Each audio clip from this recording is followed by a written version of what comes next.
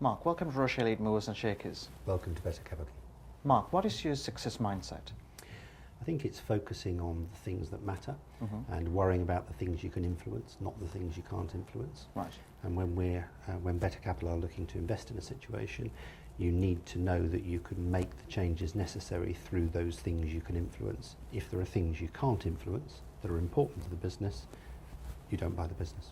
So essentially it's remembering the fundamentals and focusing on the fundamentals and achieving the fundamentals. It's the fundamentals of the business that you are able to influence. Yes. You can't be a hostage to fortune where you have something crucial within a business that you can't influence. And a lot of people forget that, don't they? Yeah, absolutely. And that's why majority of the problem when they go into something, then they tend to cry wolf later on. Yeah. Otherwise you're taking a gamble on something that's outside of your influence. Yeah. And indeed, investment is not gambling. No, quite so. And a lot of people don't understand that either. Especially in turnaround, where you've got so many different factors at play, you have to know that the key things to take this business from loss to profit are within your control and not a gamble on a wider market. And you find that when you have that mindset, it's a lot easier to do that. Yes, absolutely. And achieve results. Yeah, quite. And if those characteristics aren't there within a given situation, you can't proceed with it. Yeah. Mark, what was your tipping point? I've worked in, since qualifying as an accountant, worked in large organisations all of my career. And I'd always advised businesses and people involved in businesses that were in distress very often. My tipping point really was the move into Better Capital, where you're removed from the constraints of a large structure, a large bureaucracy, and you're focusing 100% of your time on exactly what you're good at and what you want to do. So within this business now, everybody here spends all of their time doing what they're good at, which is why we're so productive and have been so successful in the first 2 years of our existence, going from startup to the most active private equity investor over a 2-year period. And that is very impressive. And we literally started, John and I started the business with the pair of us raising funds with who was at that time a temporary PA in a rented office. And we've built the brand and we've built the business over that period and now raised a second fund which closed just after Christmas this year.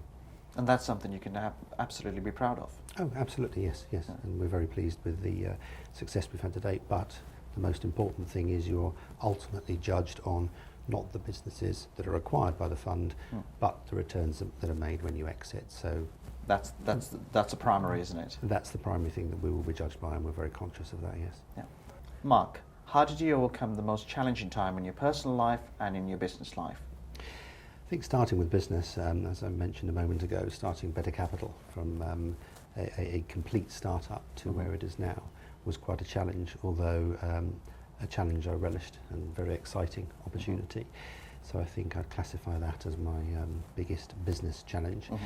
Probably the biggest personal challenge I face is 3 kids in different places and herding cats at the weekend when I'm seeing them. But apart from that, in terms of personal life, I don't think I've had huge challenges. Mark, what do you forecast the trend line in your sector to be? Well, as Better Capital, we're not sector specific. Right. The fund has invested across a number of different industries. So the opportunities that come to the business really are driven by the general economy. I think as you look forward, it's hard to see why the world will get much better in the next 3 to 5 years. On the contrary, you can see lots of reasons why there's risk and the opposite might be true.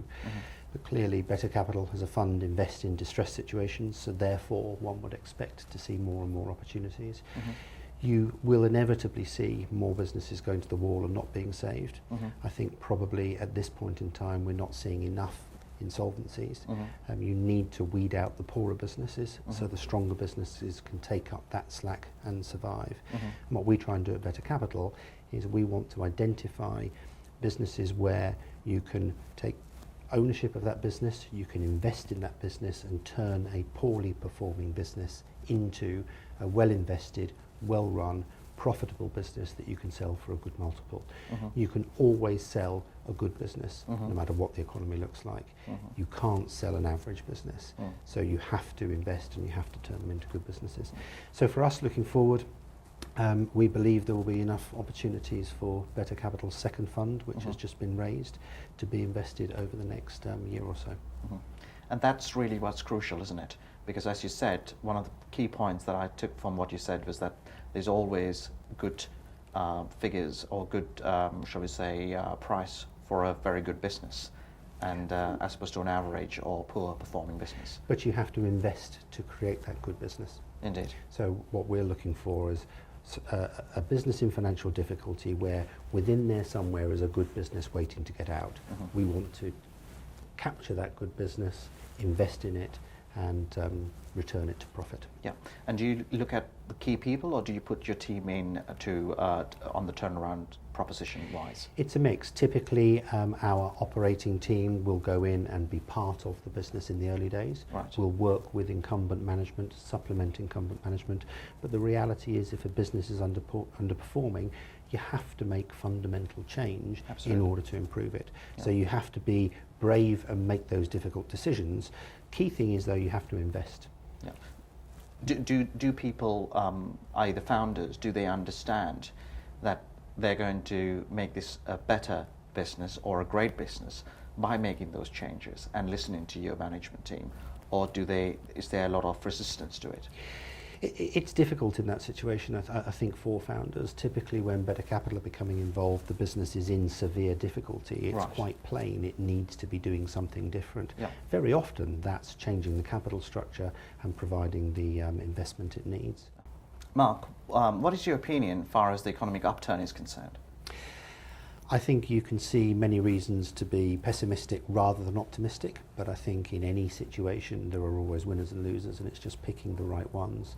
I think you do have this changing dynamic of more manufacturing coming back to the UK, and if you're prepared to invest in those manufacturing businesses, you can capture that output. Gardner Aerospace, for instance, that the fund has acquired, a significant amount of money has been invested in that business, creating world-class manufacturing facilities.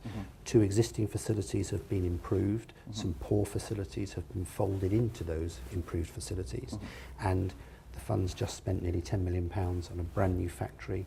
We'll put new machine tools into that factory and then consolidate further the production, so that you end up with a situation where you've got world-class facilities with new machine tools operating as efficiently as it's possible to operate. That attracts additional business from the customers, which in that case are primarily Airbus. But you've got to be prepared to invest. That's how you create wealth. So not only do you invest as far as the capital investment side, you obviously invest your, shall we say, management team and the structures in place, so that it actually delivers results. Yes, you've got to have the management expertise to understand how you deploy the capital in the most efficient way in order to gain an appropriate level of return, no question. And do you find that there's a tremendous amount of resistance as far as indeed the internal team as well as externally? In certain areas, and the reality is when the fund becomes involved, the business is in such a precarious position that the need for change typically is very obvious. Yep. And what you tend to find, even if you look at the workforce, who you would assume would be resistant to redundancies and change, etc., most people want to earn an honest living. Yep. They're turning up for work every day, not knowing if the business is still going to be there. So if the fund acquires that business, yes, often there's going to be some casualties in terms of people going, but the remaining workforce see that you're investing significantly in it and securing a future for both the business and for them.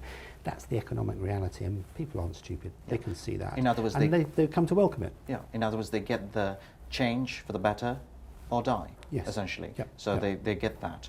But you have to deliver the difficult message with the investment as well. You can't just deliver a difficult message and hope to squeeze something harder. You've got to put the effort in, and you've got to put the cash in to make it work. And that, would you say, is the success formula as far as better capital is concerned? Absolutely. Yeah. When you're looking at a business, you have to see how, in a handful of controllable steps, you can take that business from loss to profit. Those controllable steps are derived often from investment and from different management input, usually complementing the existing management. But the fund has to see how you take this business from loss to profit in those controllable steps. So I think another point, as you look out at the wider economy, there are few reasons to be optimistic. However, if you look at what's happened in China, there was a huge rush to get rid of manufacturing in the UK, export that manufacturing over to China and then import the goods because it was cheaper. You now have significant commodity price rises. You've got the logistics and transportation, which creates a problem. You've got wage rises, and you've lost control of your supply chain. Yeah. So if anything, you're going to see a resurgence of manufacturing back in the UK, where the suppliers of those goods ultimately to their markets want more control of the product rather than it being dispersed in a distant market that you can't control, that's subject to fluctuations that are different from your domestic market. Thus increasing the GDP of UK. Yes, yeah. I just want to ask a fundamental question of everyone who tells me it's really bad. Subprime market. Yes. What did they do when they borrowed the money, these consumers? They spent it, did they not? Okay, they didn't keep it and do a bonfire, right? No. So it went back into the economy. It's basically nobody could account for the bad debt, from what I understand, though they talk about credit crunch. But the fundamentals are they couldn't account for what the losses would be. Well, there was a huge expansion in liquidity, wasn't there? And now that's contracting, which is where the cash is disappearing. So the banks are lending less than they were lending in those days. Yeah, and that's not because there's a lack of money. If you think about it, it's a lack of. There's plenty of money still for major investment, the right investments. Yes. And you invest from, I think from my memory, 5 to 42 million. Yes. Is that right? Yes. Right. You wouldn't hesitate in doing 42 million, providing it's justified. In the right business. Yeah. In the right business. If it's not justified, you wouldn't put a pound. No. In. Is that right? Yeah, so of course, there's no liquidity crisis there. And you've got to be able to see how you make a return on that investment going into the business. Yeah. In the period some 5 years or so ago, a lot of private equity would acquire a business using debt and effectively sit on top of that business, servicing the debt from the business. I think the world's turned upside down now. Capital should be invested in companies to create wealth. Yeah. You can't expect to extract wealth from it unless you've invested and created it within the business. Indeed. If you look at the different businesses Better Capital are involved in, all bar one of those businesses was bust when the fund became involved. Every one of those businesses was in profit the back end of last year. So if you apply the right type of management expertise and capital in the right place, you can turn fundamentally good businesses round that have entered a situation where they're in difficulty. Mark, what is your current focus? I think it splits into two really. The first Better Capital fund was raised in December 2009 and that fund has now been largely invested. So the focus within that fund is on the portfolio companies and making sure one improves those businesses and moves them towards a position where they can be sold for a sensible return. The other side of the focus is now the second fund, which has just been raised. It's finding appropriate investment opportunities for that fund. So far as a business that requires turnaround, what do you bring into the equation? The key thing is capital. It's a different way of looking at what that business currently does. When a business is in financial difficulty, if you have cash available and management expertise available, you can reset all of the parameters within that business. It's not working at the moment. It's going to go bust. Something has to change. You have to be able to identify what those things are and be in a position to resolve them. Even an important customer relationship. As a customer, do you want this business to survive? If you don't, there is no point in Better Capital investing in it. If you do, clearly it doesn't work at the moment because it's going to go bust. So the relationship needs to be reset and rebased. When you're in that level of distress, you've got a once-in-a-lifetime catalyst to make those changes and turn the business into a good business. The key is understanding how you do that. So from a commercial perspective, operating that business, how are you going to change it and what do you need to do? And from a transactional basis, how do you use the transaction as that catalyst? Better Capital is all about combining those two skill sets so that you move the business from the difficult situation it's in, create a solid platform that you can invest in and develop so that that business can be made a success again. Mark, could you expand on the listing structure of Better Capital? Yes, Better Capital is a protected cell company, and what that means effectively is you have a listed share, BCAP, which is invested 100% into Fund 1, and then you have a second listed share from the same vehicle BC12, which is invested in Fund 2. What I think is interesting about Rochay Elite's member base is that you have many entrepreneurs within the member base. Yeah. Entrepreneurs understand what we do. It's not financial engineering. Yes. One isn't restructuring balance sheets. You're getting involved in businesses and in making the changes you need to and investing in those businesses. You're not just tinkering with the financial structure.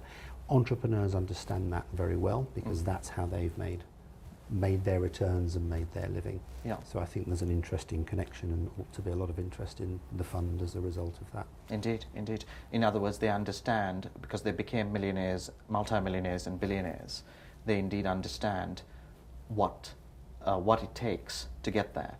And it's creating the wealth within a trading business typically, and that's very different from creating it from financial transactions. So we're very much focused on creating that wealth from the underlying trading business. And majority of our members, I think their focus isn't just wealth management, it's further wealth creation. Yes. And that's where you come in. Yeah. Because yours isn't about wealth management of what somebody has already just made. Yours is about taking that and creating more wealth. Yeah. And it's very interventionist. So it's absolutely all about grabbing the business by the throat, moving it forward, making it work. Yeah. Mark, have you achieved your objectives as far as the success so far? I think in terms of getting the better capital business off the ground, raising the first fund, the fund being able to invest that fund largely over the last 2 years, so that has been a success. And then moving on to Fund 2, which is always an important inflection point. Can you raise a second fund? The investments made in Fund 1, we've made significant progress with them and we're extremely pleased. All of those investments are in profit at the end of last year. Ultimately, one's judged by the value returned on exit, but to date, we're happy with what's been achieved so far, but you have to be very careful and you'll ultimately be judged by continuing that through to exit. Indeed. It's very important to have consistency and obviously not losing one's mindset and saying that everything is going to run smoothly, because what you're really saying is you have been successful thus far. Yes. And you intend to carry on that success, but clearly, it's dependent upon at the very end how you exit. Yeah. Or your investments, what the multiples are going to be. And you can't be complacent. So you've got to keep working within those businesses to make them successful businesses. To a degree, the market, when you come to exit, will clearly influence the price. Yeah. But as I've said earlier, you can always sell a good quality, well-invested, well-run business. So I don't think there's a huge downside in terms of market acceptance of a successful business on exit. But you can't be complacent. You've got to keep working on it. And isn't that the key for wealth creation? Absolutely, yes. Yeah, very much so. Mark, thank you for your time. It's been a pleasure. Thank you for coming.